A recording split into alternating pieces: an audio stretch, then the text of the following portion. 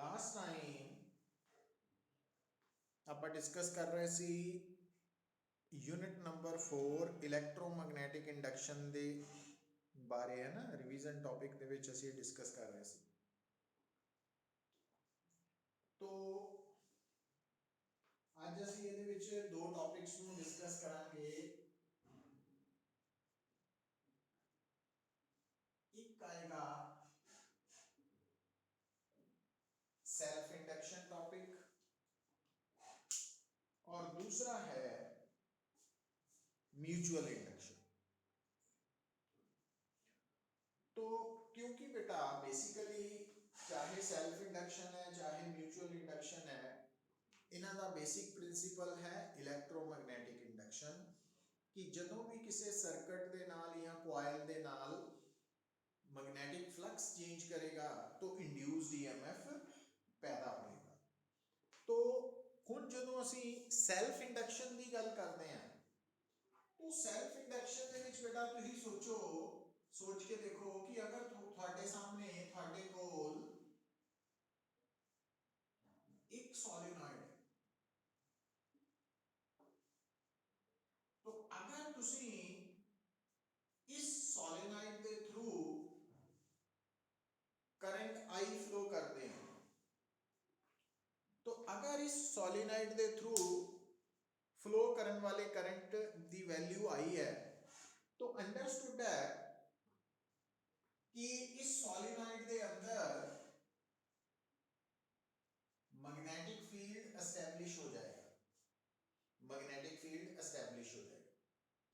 और सॉलिनॉइड के अंदर अपने करंट के कारण एस्टैब्लिश हुए मैग्नेटिक फील्ड को कैलकुलेट करने का फार्मूला म्यू नॉट एन आई है, क्योंकि ਅਸੀਂ ਇੱਥੇ ਮੰਨ ਕੇ ਚੱਲ ਰਹੇ ਹਾਂ कि ये ਜਿਹੜੀ सॉलिनॉइड है ਉਹਦੇ अंदर वैक्यूम है, मतलब कोई मटीरियल मीडियम नहीं है। तो ਸਾਨੂੰ पता वा यूनिट नंबर 3 ਦੇ ਵਿੱਚ ਦੇ ਅਕॉर्डिंगली कि ਜਦੋਂ भी किसी सॉलिनॉइड के थ्रू करंट फ्लो करेगा तो उस सॉलिनॉइड के अंदर magnetic field mu naught N I होएगा। एन की है उस सॉलिनॉइड की number of turns per unit length. हुण जदों इस सॉलिनॉइड च करंट आई फ्लो किया तो मैग्नेटिक फील्ड एस्टैब्लिश हो गया। हम इस मैग्नेटिक फील्ड के अंदर बेटा की है, तुसी की देख रहे हैं कि इस मैग्नेटिक फील्ड के अंदर इस सॉलिनॉइड की ईच टर्न हर टर्न लाई कर रही है। तो इस सॉलिनॉइड के जिहड़ा अपने करंट के कारण मैग्नेटिक फील्ड पैदा हो रहा, उस मैग्नेटिक फील्ड के अंदर इस सॉलिनॉइड की ईच टर्न लाई कर रही है। इसका मतलब हर टर्न के नाल मैग्नेटिक फ्लक्स लिंक हो गया। हुण मैग्नेटिक फ्लक्स की वैल्यू जे असीं कैलकुलेट करनी है तो देखो, तो अगर तुसीं कहने आ कि इस सॉलिनॉइड की टोटल लेंथ है L और इस सॉलिनॉइड के विच टोटल नंबर ऑफ टर्न्स है n और नंबर ऑफ टर्न्स है पर यूनिट लेंथ, तो small n number of turns per unit length of solenoid है, n total number of turns है, तो small n n by l है।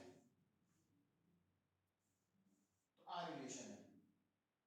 हुण इस रिलेशन के अकॉर्डिंगली जो टोटल नंबर ऑफ टर्न्स है वो असीं की लिखांगे nl, where L is the length of solenoid और N की है number of turns per unit length। ਹੁਣ बेटा ਆਪਾਂ ਕੀ ਕਹਿ ਰਹੇ ਹਾਂ कि ये ਜਿਹੜੀ solenoid है, क्योंकि ਅਸੀਂ आइडियल solenoid assume ਕਰਦੇ ਹਾਂ, तो आइडियल solenoid ਚ ਕੀ ਹੁੰਦਾ कि ਜਦੋਂ solenoid ਚ करंट फ्लो करदा ਤਾਂ solenoid ਦੀ अंदर uniform magnetic field B is equal to mu naught Ni establish हो जाता। हुण क्योंकि solenoid ਦੀ हर टर्न इस मैग्नेटिक फील्ड ਦੇ अंदर लाई कर रही है तो हर टर्न के नाल मैग्नेटिक फ्लक्स लिंक हो गया। तो अगर आप मानिए कि ए की है area of cross section of the solenoid, तो टोटल मैग्नेटिक फ्लक्स कितना हो जाएगा, सिंगल टर्न का मैग्नेटिक फ्लक्स का बनेगा BA cos 0, तो टोटल मैग्नेटिक फ्लक्स बन जाएगा NBA, क्योंकि कुल नंबर ऑफ टर्न्स n है। तो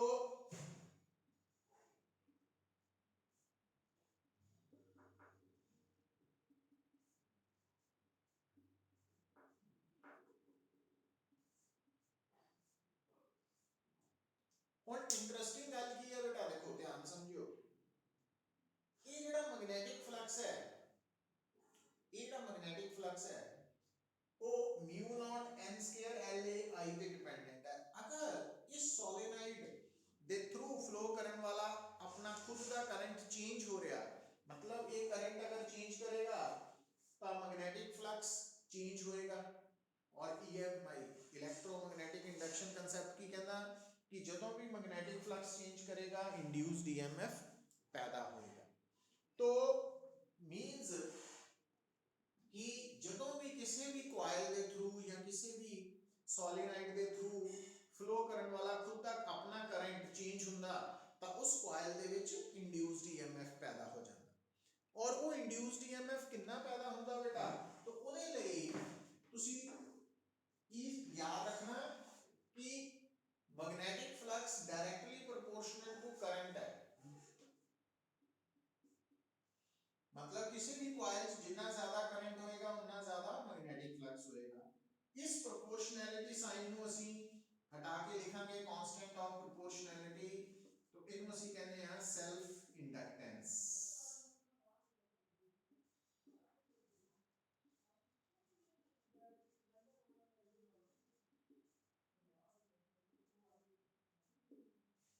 कोएफिशिएंट ऑफ सेल्फ इंडक्शन।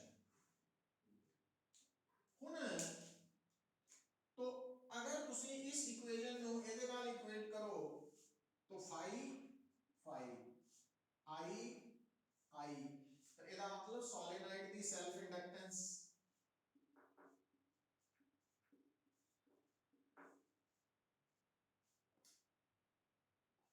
और इतने ਅਸੀਂ ਇਹ ਮੰਨ ਕੇ ਚੱਲ ਰਹੇ ਹਾਂ ਕਿ ਜਿਹੜੀ सोलेनोइड है वो ਉਹਦੇ अंदर वैक्यूम है, एयर है। पर जे सोलेनोइड ਦੇ अंदर ਅਸੀਂ ਕੋਈ मटेरियल मीडियम इंसर्ट कर ਦਿੰਨੇ ਆ then L becomes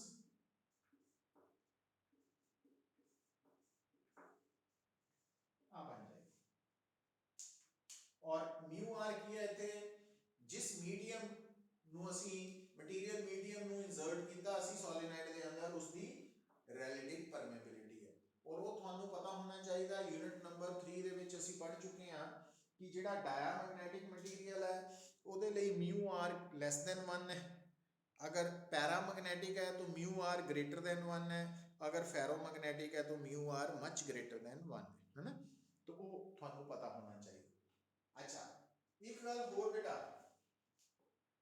कि अगर आप इस स्टैंडर्ड फार्मूला के अकॉर्डिंगली करिए तो इंड्यूस्ड ईएमएफ ई के बराबर होएगा माइनस डी फाई बाय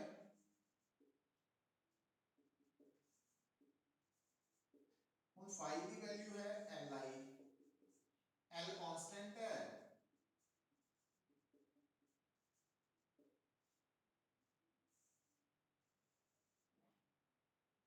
तो जो L है पुत्र सेल्फ इंडक्टेंस है या सिंपली इंडक्टेंस भी कह देते हैं या कोएफिशिएंट ऑफ सेल्फ इंडक्शन भी कह देते हैं, ਇਹਦਾ SI यूनिट ਹੁੰਦਾ ਪੁੱਤਰ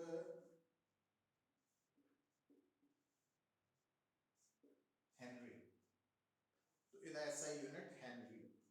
अच्छा ਹੁਣ जो सेल्फ इंडक्टेंस है इसनों ਆਪਾਂ इनर्शिया ऑफ इलेक्ट्रिसिटी भी बोलते हैं, कारण जिस तरह इनर्शिया मैकेनिक्स ਦੇ ਵਿੱਚ ਤੁਸੀਂ ਪੜ੍ਹਦੇ ਆ तो इनर्शिया ਦਾ ਕੀ ਕਨਸੈਪਟ ਹੈ कि इनर्शिया ਕਿਸੇ ਵੀ ਮੈਟਰ ਨੂੰ ਸਟੇਟ ਚੇਂਜ ਕਰਨ ਤੋਂ ਅਪੋਜ਼ ਕਰਦਾ, मतलब मोशन तो रेस्ट ਤੇ रेस्ट ਤੋਂ मोशन ਜਾਣ ਤੋਂ ਅਪੋਜ਼ ਕਰਦਾ ਨਾ।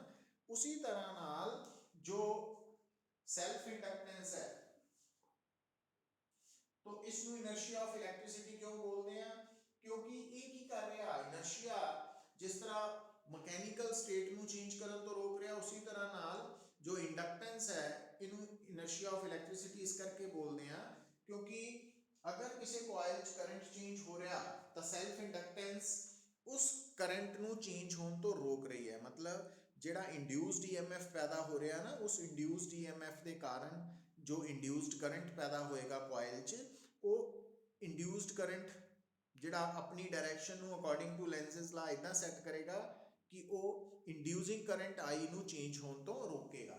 मतलब आ ਜਿਹੜਾ सोलेनोइड ਦਾ अपना खुद का करंट है ਇਹਨੂੰ इंड्यूसिंग करंट बोल ਦਿੰਦੇ ਆ ਅਸੀਂ, और ਇਹਦੇ चेंज होने ਦੇ ਨਾਲ ਇਹਦੇ ਚ इंड्यूस्ड ईएमएफ आएगा, इंड्यूस्ड ईएमएफ करके ਜਿਹੜਾ करंट आएगा इंड्यूस्ड करंट उस करंट ने अपनी डायरेक्शन इतना सेट करनी है कि वो इस करंट ਨੂੰ अपोज करेगा, इस करंट ਨੂੰ नहीं अपोज करेगा, इस करंट ਦੇ ਵਿੱਚ आ रही चेंज ਨੂੰ अपोज करेगा। मतलब अगर एक करंट इंक्रीज हो रहा तो इंड्यूस्ड करंट अपनी डायरेक्शन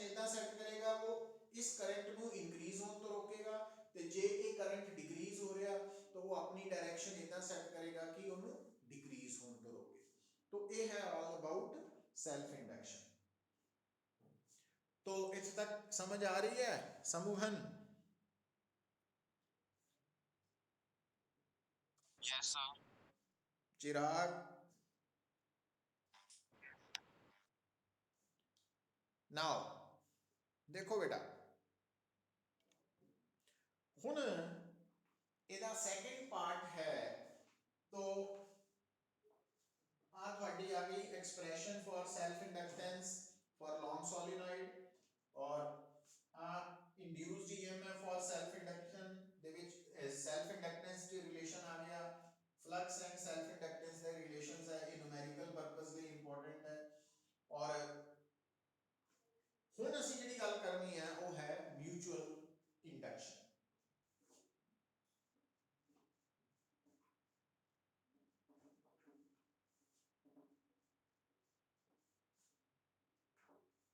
देखो बेटा,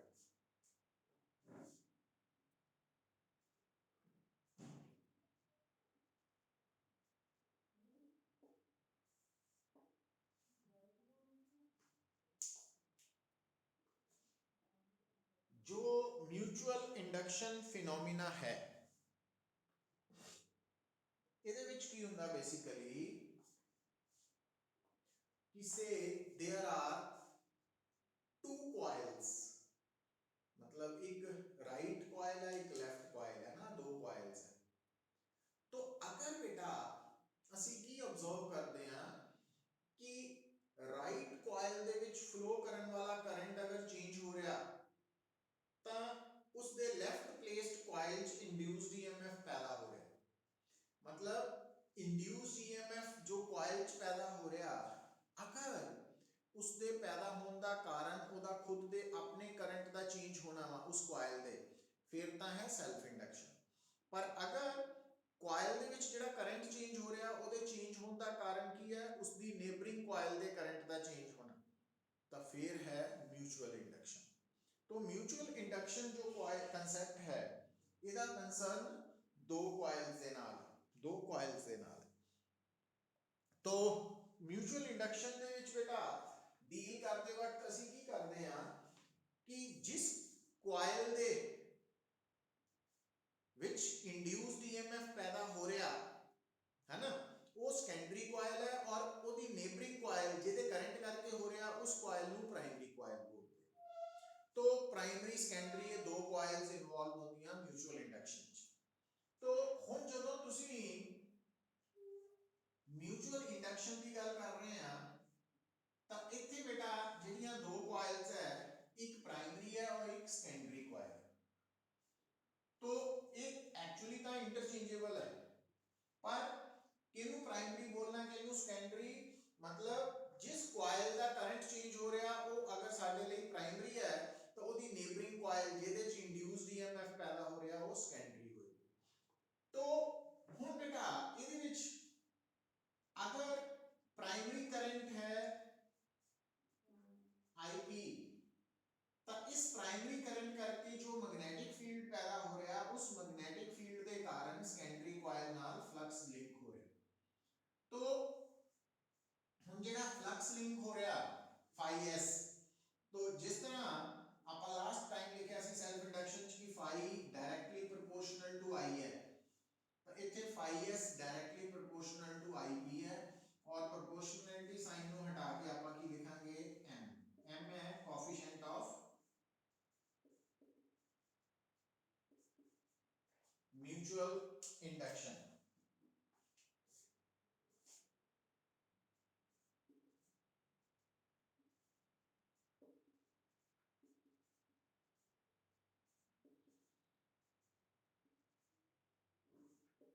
और इसका एसआई यूनिट हेनरी है। तो चाहे सेल्फ इंडक्टेंस है चाहे म्यूचुअल इंडक्टेंस है, तो एसआई यूनिट हेनरी है। हाँ हुन देखो बेटा, हुन अगर एक करंट चेंज होएगा तो फ्लक्स भी चेंज करेगा। तो फ्लक्स के चेंज होने करके ईएमएफ पैदा होएगा और उस ईएमएफ नु ईएस कह देना।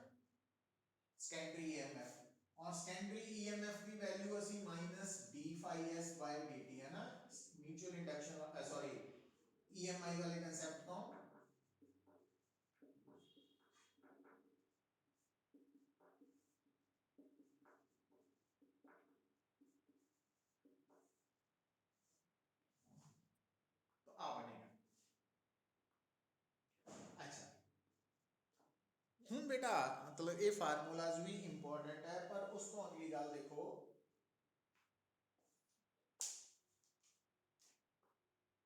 अगर थानू कोई कहे राइट, क्योंकि आप MCQ फॉर्म दे विच ही अपनी प्रॉब्लम्स आनी है, तो फार्मूलाज की याद करना कि अगर बेटा ਤੁਹਾਡੇ ਕੋਲ दो लॉन्ग सॉलिनॉइड्स है और थानू कोई कहे write an expression for mutual inductance of two long solenoids, तो ਤੁਹਾਡਾ रिजल्ट क्या आएगा, म्यू नॉट NPNS LE।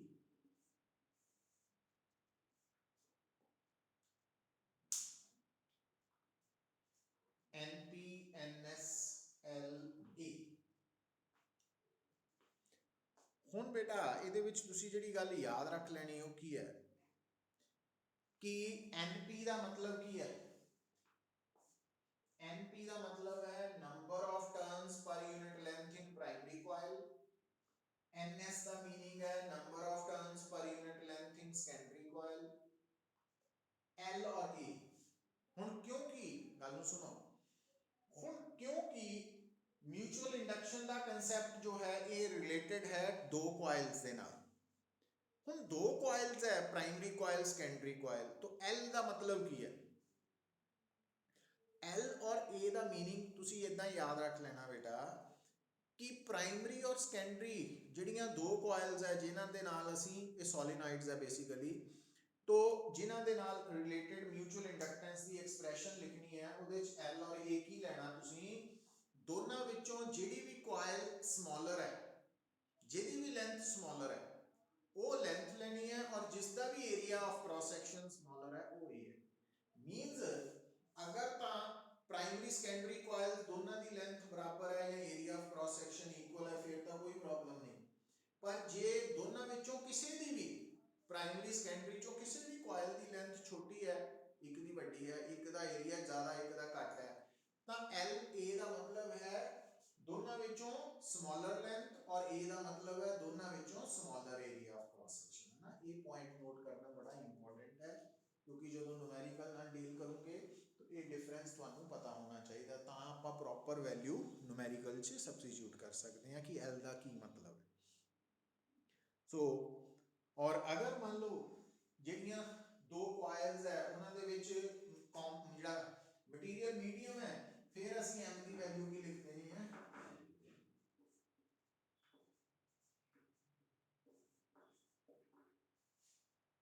तो उस मटीरियल मीडियम की रिलेटिव परमेबिलिटी है। और जितना कि मैं तुहानू पहला सेल्फ इंडक्शन च भी दस चुका कि अगर वो मटीरियल मीडियम डाइल अपना डायामैग्नेटिक है तो म्यू आर लेस देन 1 होएगा, अगर पैरा है तो ग्रेटर देन 1 होएगा, और अगर फेरो है तो मच ग्रेटर देन 1 होएगा। हुण बेटा एक पॉइंट होर याद रखना तुसीं जिहड़ा कि देखो कि जदों प्राइमरी कॉइल दे विच करंट चेंज करेगा तो सेकेंडरी कॉइल च इंड्यूस्ड ईएमएफ पैदा होएगा, तो ये फिनोमिना है म्यूचुअल इंडक्शन। पर प्राइमरी कॉइल दे चेंज करन करके प्राइमरी है ना, प्राइमरी कॉइल दे अपने करंट दे चेंज होने करके प्राइमरी कॉइल च भी इंड्यूस्ड ईएमएफ पैदा होंदा, वो है सेल्फ इंडक्शन। तो इनू मिक्स नहीं करना है ना, दोनों को ध्यान च रखना। तो असि हाले सिर्फ म्यूचुअल इंडक्शन बारे गल कर रहे हैं। हुण इहदे विच बेटा देखो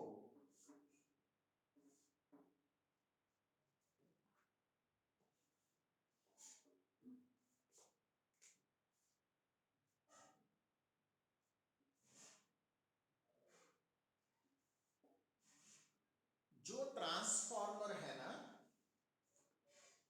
ट्रांसफॉर्मर वो बेसिकली एक इलेक्ट्रिक डिवाइस है जो जिसका प्रिंसिपल है म्यूचुअल इंडक्शन। तो ट्रांसफार्मर का की काम है, ट्रांसफार्मर डिवाइस की हेल्प दे नाल असी लो अल्टरनेटिंग वोल्टेज नू high and high alternating voltage नू लो च कन्वर्ट करते हैं विदाउट चेंजिंग इट्स फ्रीक्वेंसी। मतलब ये जिहड़ी अल्टरनेटिंग वोल्टेज या अल्टरनेटिंग करंट नू असी with the help of transformer change कर रहे हैं, तो उन्हां दी फ्रीक्वेंसी ते कोई फर्क नहीं पैंदा। मतलब अगर लो वोल्टेज की फ्रीक्वेंसी 50 हर्ट्ज है तो हाई वोल्टेज की फ्रीक्वेंसी भी 50 हर्ट्ज की होएगी।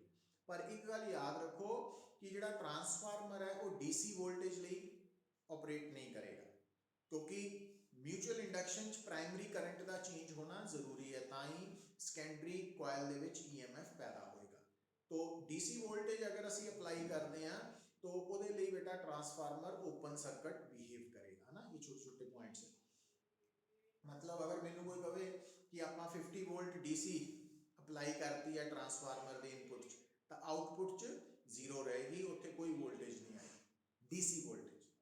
अच्छा हुण जिहड़ा ट्रांसफार्मर है, अगर तुहाडा ट्रांसफार्मर लो अल्टरनेटिंग वोल्टेज नू हाई अल्टरनेटिंग वोल्टेज कन्वर्ट कर रहा तो तुसी उस ट्रांसफार्मर नू बोलोगे स्टैप अप, और अगर तुहाडा ट्रांसफार्मर लो हाई अल्टरनेटिंग वोल्टेज नू लो च कन्वर्ट कर रहा फिर कहोगे स्टैप डाउन। स्टैप डाउन मतलब स्टैप अप ट्रांसफार्मर वोल्टेज नू इंक्रीज करता, स्टैप डाउन ट्रांसफार्मर वोल्टेज नू डिक्रीज कर रहा है ना। तो स्टैप अप वोल्टेज इंक्रीज करेगा, स्टैप डाउन वोल्टेज डिक्रीज करेगा। हुण तुहाडा जिहड़ा ट्रांसफार्मर है बेटा ਉਹਦੇ ਨਾਲ ਤੁਸੀਂ ਹੁਣ ਧਿਆन ਨਾਲ दो गल्लां याद रख लो, क्योंकि ट्रांसफार्मर म्यूचुअल इंडक्शन ते बेस्ड है तो ਇਹਦੇ ਨਾਲ जुड़ियां हुई दो कॉइल्स है प्राइमरी ते सेकेंडरी। तो NP है number of turns in primary coil ते NS है number of turns in secondary coil. तो IP है प्राइमरी करंट, IS है सेकेंडरी करंट, EP है प्राइमरी वोल्टेज और इनपुट वोल्टेज, ES है आउटपुट वोल्टेज और सेकेंडरी वोल्टेज, ये याद रख लेना। तो हुण जो ES ओवर EP है ट्रांसफार्मर च, ES ओवर EP की वैल्यू हमेशा NP over NS over NP के बराबर होएगी। ये रिजल्ट याद रखना। मतलब जिहड़ा ट्रांसफार्मर है ਉਹਦੇ ਵਿੱਚ output voltage over input voltage की ratio output over input number of turns की रेशो के बराबर होएगी ना। तो सेकेंडरी कॉइल दी टर्न्स आउटपुट टर्न्स है और प्राइमरी कॉइल दी टर्न्स इनपुट। तो इनू याद रख लेना। पर एक गल हम इत्थे आके ध्यान रखना, जिथे भी आपां कई बार अप्लाई करें output power over input power, output power है ESIS, इनपुट पावर है EPIP। तो हम क्योंकि ES और EP की वैल्यू NS ओवर NP हमेशा, ES ओवर EP की वैल्यू NS ओवर NP है, आ वाली वैल्यू, तो एफिशिएंसी आ गई NS ओवर NP, तो IS ओवर IP की वैल्यू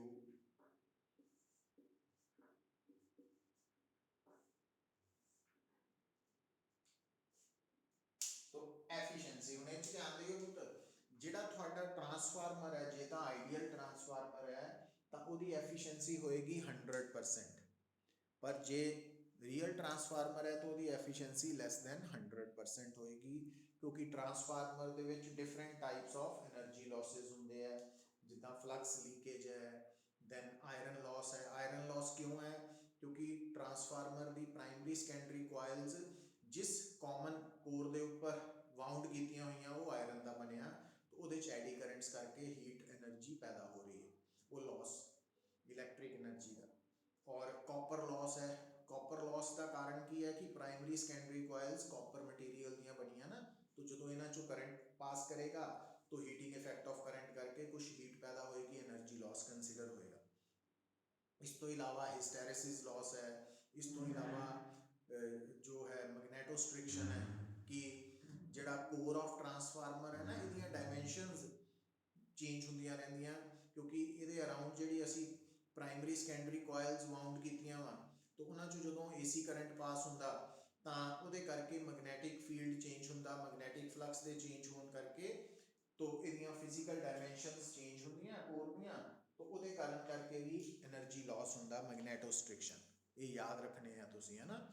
तो और जदों आपां करने पावर ट्रांसमिशन की गल आती है पुत्र, तो पावर ट्रांसमिशन फॉर एसी ਦੇ ਲਈ ਅਸੀਂ ਕੀ ਕਰਦੇ ਆ ਟਰਾਂਸਫਾਰਮਰਸ ਯੂਜ਼ ਕਰਦੇ ਆ ਪ੍ਰੈਕਟੀਕਲੀ ਅਸੀਂ ਦੇਖਦੇ ਆ ਨਾ ਕਿ ਗਲੀਆਂ ਦੇ ਵਿੱਚ ਟਰਾਂਸਫਾਰਮਰਸ ਲੱਗੇ ਆ ਜਿਹੜੇ ਕਿ ਸਾਡੇ ਘਰਾਂ ਨੂੰ ਸਪਲਾਈ ਆ ਰਹੀ ਹੈ तो ये ਜਿਹੜੇ ਟਰਾਂਸਫਾਰਮਰਸ ਹੈ तो ਜਿਹੜੇ ਟਰਾਂਸਫਾਰਮਰਸ ਪਾਵਰ ਸਟੇਸ਼ਨ ਦੇ ਬਾਹਰ ਹੈ ਜਿੱਥੇ ਇਲੈਕਟ੍ਰਿਸਿਟੀ ਪੈਦਾ ਹੋ ਰਹੀ ਹੈ ਉਹ ਤਾਂ ਯੂਜ਼ਲੀ ਕਿਹੜੇ ਹੁੰਦੇ ਆ ਸਟੈਪ ਅਪ ਟਰਾਂਸਫਾਰਮਰਸ ਉਹ ਵੋਲਟੇਜ ਨੂੰ ਇਨਕਰੀਜ਼ ਕਰ ਦਿੰਦੇ ਆ ਕਰੰਟ ਡਿਕਰੀਜ਼ ਹੋ ਜਾਂਦਾ ਤੇ ਜਿਹੜੇ ਟਰਾਂਸਫਾਰਮਰਸ ਗਲੀ ਦੇ ਬਾਹਰ ਲੱਗੇ ਆ ਜਿਹੜੇ ਸਾਡੇ ਘਰਾਂ ਨੂੰ ਸਪਲਾਈ ਕਰ ਰਹੇ ਆ ਉਹ ਨਾਰਮਲੀ ਸਟੈਪ ਡਾਊਨ ਟਰਾਂਸਫਾਰਮਰਸ ਔਰ ਤੁਸੀਂ ਕਿੱਦਾਂ ਪਹਿਚਾਨ ਕਰ ਸਕਦੇ ਆ ਸਟੈਪ ਅਪ ਸਟੈਪ ਡਾਊਨ ਦੀ ਕਿ ਜਿਸ ਟਰਾਂਸਫਾਰਮਰ ਦੇ ਵਿੱਚ ਸੈਕੰਡਰੀ ਦੀਆਂ ਟਰਨਸ ਜ਼ਿਆਦਾ ਵਾ ਪ੍ਰਾਇਮਰੀ ਦੀਆਂ ਟਰਨਸ ਘੱਟ ਹੈ ਉਹ ਅਪ ਹੈ ਤੇ ਜਿਹਦੇ ਚ ਸੈਕੰਡਰੀ ਦੀਆਂ ਟਰਨਸ ਘੱਟ ਹੈ ਪ੍ਰਾਇਮਰੀ ਦੀਆਂ ਜ਼ਿਆਦਾ ਵਾ ਉਹ ਸਟੈਪ ਡਾਊਨ ਹੈ तो इस तरीके ਦੇ ਨਾਲ ਤੁਸੀਂ ਇਹ ਟਰਾਂਸਫਾਰਮਰ ਦਾ ਕਨਸੈਪਟ ਵੀ ਸਮਝ ਸਕਦੇ ਆ